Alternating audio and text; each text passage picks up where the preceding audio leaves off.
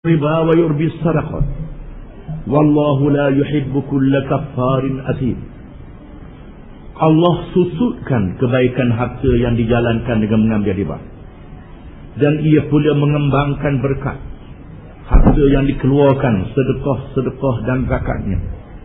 Dan Allah tidak suka kepada tiap-tiap orang yang kekal terus dalam kekufuran yang selalu melakukan dosa. Allah Ta'ala memberi amaran riba tidak ada berkat. Barang siapa yang berniaga melalui riba, harta dia susut. Kita lihat sendiri, milioner tu milioner, bilioner tu bilioner ni, masa dia hidup berkamai kaya banyak harta dia, beli dia mati rupanya hutang. Hutangnya bank, lubang dia besar, tak cukup harta dia nak bayar bunga. Ini padahnya celaka, tidak ada berkat. Perkataan berkat tidak ada dalam istilah ekonomi barat. Orang mengaji ekonomi di universiti, saya perkataan berkat tak ketemu. Kecuali kalau dia mengaji Quran, mengaji ekonomi Islam, baru berjumpa perkataan berkat. Apa makna berkat? Berkat ialah harta yang membawa kebaikan dunia dan akhirat. Walaupun sikit harta itu, tapi mendatangkan kebaikan dunia dan boleh pahala di hari akhirat. Kalau harta tu banyak, tidak ada berkat, tak jadi apa. Tidak senang hidup dia di atas dunia. Harta banyak, dia tak senang, anak bini tak senang. Hari akhirat teruk lagi pula. Ini tidak ada berkat. Oleh kerana itu, kita jangan duka cita kita tak boleh banyak, kerana kita tak makan riba. Ada seorang korporat, hari ini jadi korporat besar. Masa dia berniaga dulu, dia tanya saya, macam mana? Malah yang ada hari ni mesti terpaksa. Terpaksa kena riba juga. Kalau tak riba tak boleh berniaga. Asal berniaga dia kata, asal berniaga. Asal berniaga. Hamba Allah ni, dia terima cakapkan saya ni, dan dia berniaga dengan tidak ada riba. Daripada kecil sehingga dia menjadi peniaga yang besar. Peniaga yang besar, menjadi korporat yang berjaya dalam kehidupannya. Diberkati oleh Allah Subhanahu Wa Taala. Dalam dunia ini banyak orang yang berniaga sampai juta, sampai milion, sampai bilion. Di antaranya syarikat Bin Laden yang mengendalikan urusan Masjid Mekah dan Masjid Madinah, yang mengendalikan bantuan berjuta-juta ringgit kepada mangsa-mangsa kemalangan dalam dunia. Mereka marah itu satu bab lain. Di Mekah masih ada peniaga-peniaga yang meninggalkan riba. Di negara Arab, di negara kita pun ada mereka yang berniaga tidak dengan riba, dan diberi berkat oleh Allah Subhanahu Wa Taala. Kalau riba tak ada berkat. Negara yang paling kaya dalam dunia Amerika.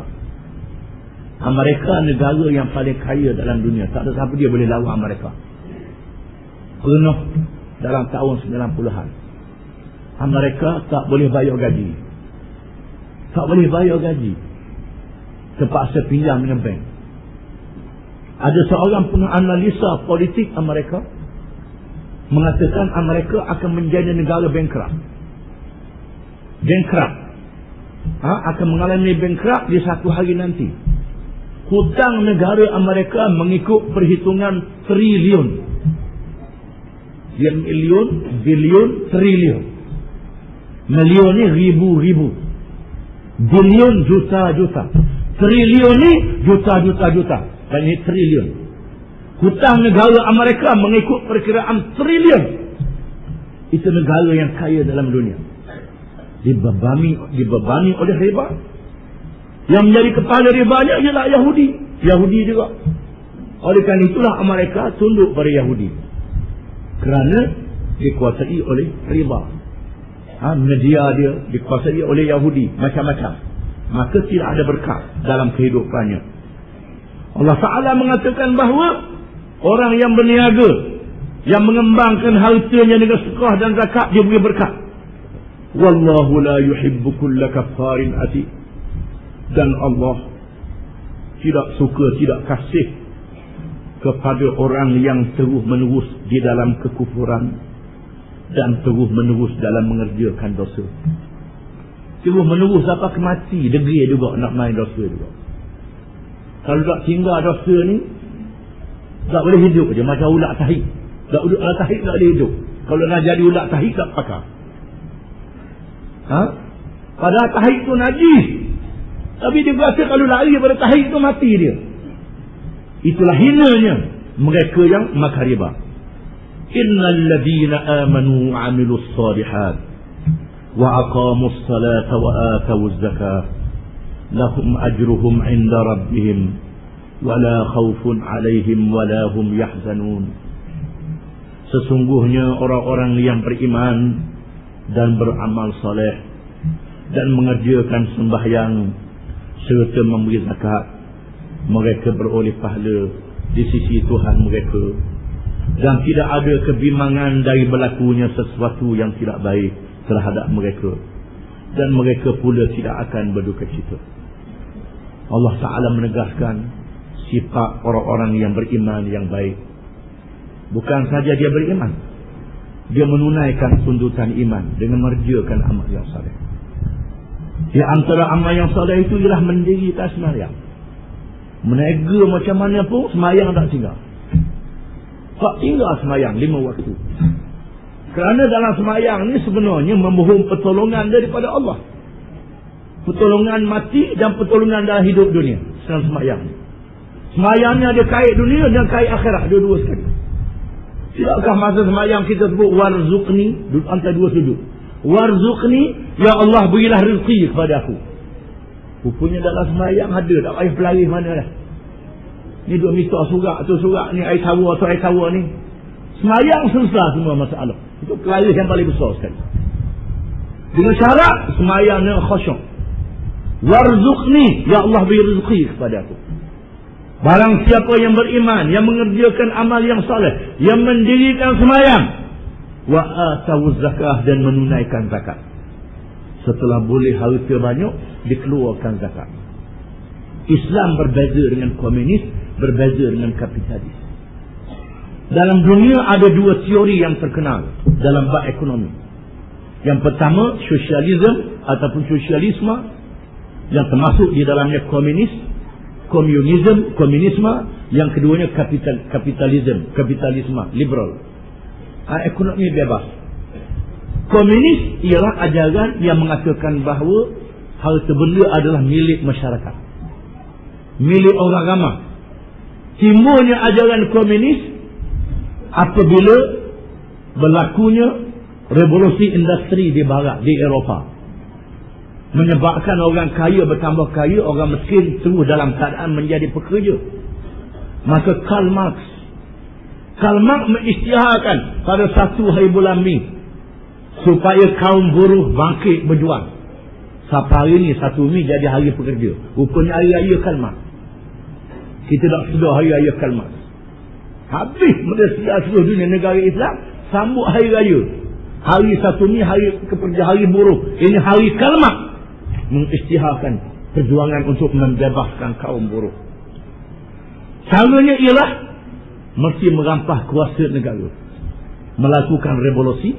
Mereka berjaya mendirikan negara komunis di Soviet Union dan negara komunis China, Cuba, Vietnam dan lain-lain. Caranya tak dibenarkan orang kaya sebesar-besarnya. Kalau kaya besar dirampas harta. Kilang-kilang yang besar adalah milik negara. Milik negara. Orang kaya tak boleh milik dengan banyak. Adapun negara kapitalis pula, dia beri kebebasan kepada orang mencari harta sebebas-bebasnya, sehingga lupa kepada hak masyarakat. Orang kaya terus kaya, dia tak akan benar pada orang lain jadi kaya. Puak-puak dia lah. Puak-puak dia saja. Ini kapitalis.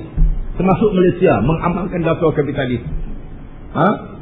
England, Amerika, Perancis, Jerman dan jajahan takluk negeri-negeri barat, termasuk Malaysia kita, mengamalkan ekonomi kapitalis. Maka kekayaan negara puak-puak yang dekat dengan pemerintah, dan puak-puak yang dekat dengan orang yang sudah kaya. Orang lain buah-buah je tak boleh lebih pada dia, tak boleh lebih pada dia. Itu. Ini kapitalis. Komunis kata tak boleh. Tak boleh. Maka komunis merampas kuasa dan merampas milik. Apa yang berlaku ialah komunis hancur. Bila kilang-kilang milik negara, Syarikat bah di milik negara, syarikat penerbangan milik negara, semua kilang besar milik negara. Orang yang bekerja di kilang ni kerajaan.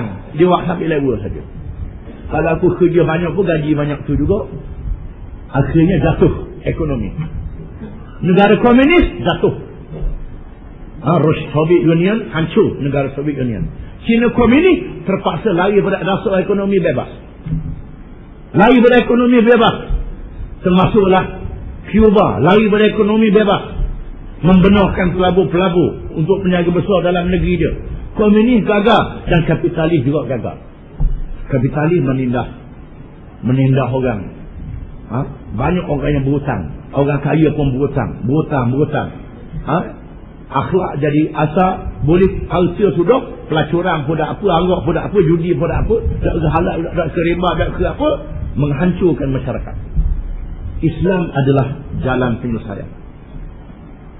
Ekonomi Islam membenarkan orang milik harta sebanyak-banyak, tetapi ada zakat. Zakat diwajibkan, sumbangan diwajibkan, sedekah kena ada, khidmat masyarakat kena ada. Kalau orang kaya banyak, zakat dia banyak. Lagi kaya, lagi banyak zakat. Dia akan jadi begitu. Kekayaan tidak ada sekat, kewajipan masyarakat berjalan. Yang berjaya ialah Islam. Kalau buat bank Islam, orang pinjam dengan bank Islam, cara bank Islam tu lah. Bukan bank Islam main-main.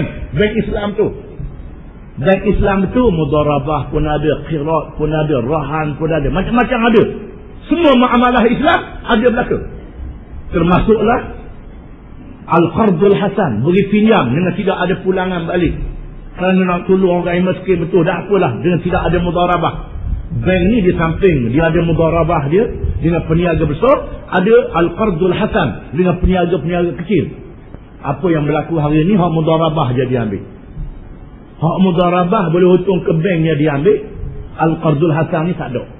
Bank Islam yang dia amal dekat seluruh dunia hari ni namanya Bank Islam. Tapi ambil boleh pitih je, tak boleh pitih, ambil boleh pahala tak ambil.